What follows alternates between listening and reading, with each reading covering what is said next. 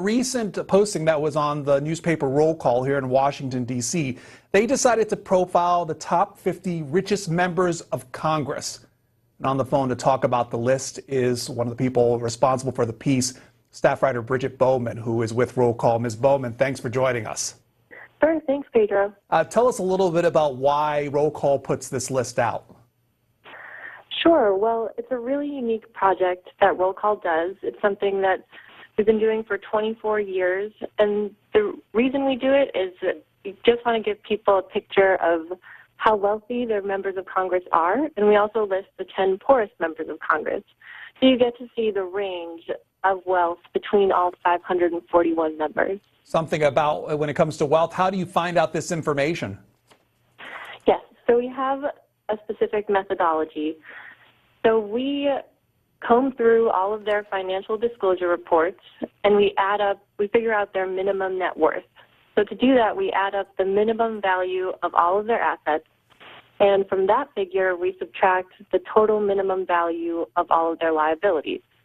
So you're probably wondering why I keep saying the word minimum, and that's because of the way the financial disclosure reports are set up.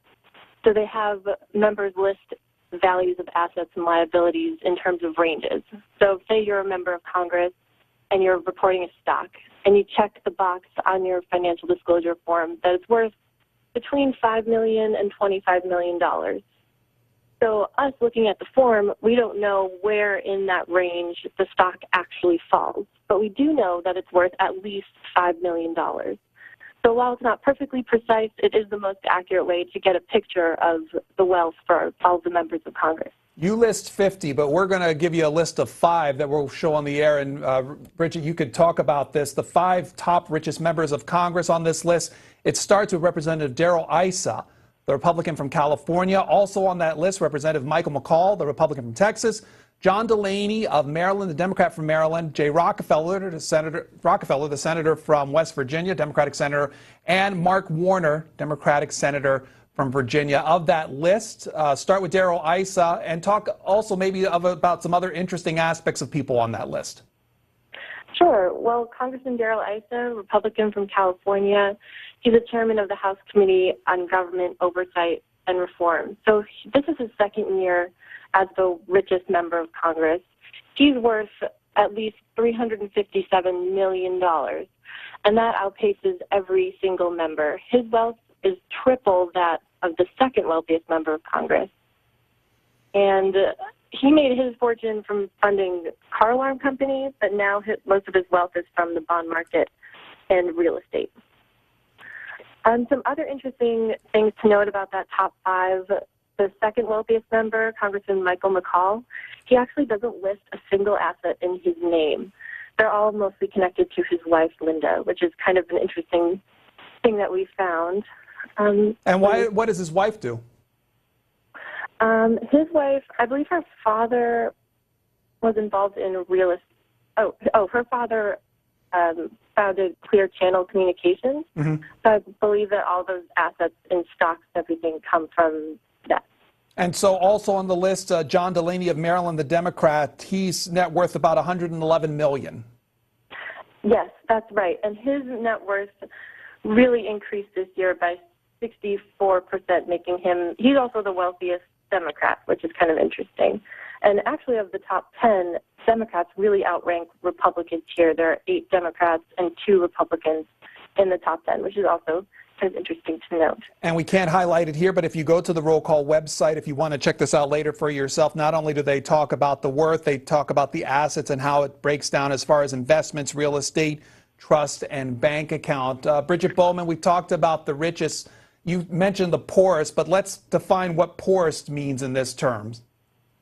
Sure. So just to give you a picture, the poorest member of Congress is Congressman David Valadao, Republican of California. So he has a net worth of negative $3.7 million. So of these 10 poorest, a lot of them are in debt mostly because of mortgages. So that's how we figure out that list. And so the other ones on that list, Alcee Hastings of Florida, Democrat there, Howard Buck McKeon, the Republican from California, Dana Rohrabacher of California, also Republican, and number 5 on that list, Emmanuel Cleaver of Missouri. Ms. Bowman, I guess the question that you have to ask with all this money and being on this list, even, being on this list, I guess as far as our viewers are concerned, does that affect the political process at all? And do you make those parallels? Sure, that's a really good question. I mean, our senior editor, David Hawkins, did an interesting column looking at the vulnerable incumbents that are on the list, and there are 5 of them, 4 Democrats, 1 Republican, and he kind of pointed out that in this midterm election cycle, the fact that those vulnerable members are so wealthy might not have a really significant effect on their races just because their challengers are also well off.